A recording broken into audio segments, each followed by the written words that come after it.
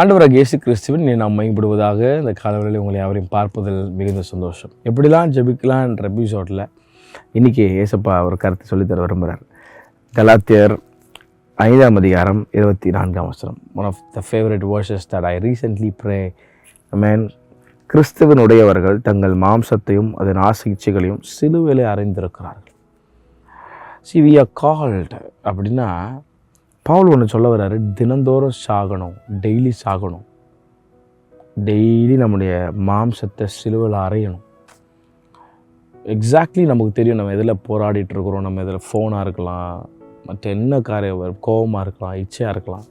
இப்போ காலம் எழுந்த உடனே ஆண்டவரே நமக்கு நன்றி சொல்லிவிட்டு, ஆண்டவரே இன்றைக்கி என்னுடைய மாம்சத்தை என்னுடைய ஆசை இச்சைகளையும் நான் சிலுவையில் அறையிறதுக்கு என்னை ஒப்பு கொடுக்குறேன் அப்படின்னு சொல்லி க்ரூசிஃபை பண்ணிட்டீங்கன்னா, power of the cross it will take control.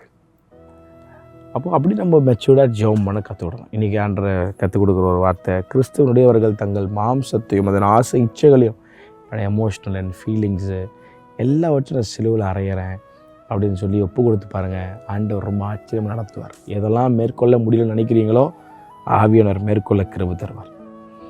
Very blessed டே. கர்த்தர் தாமே உங்களை ஆசீர்வதிப்பாராக. ஆமென்.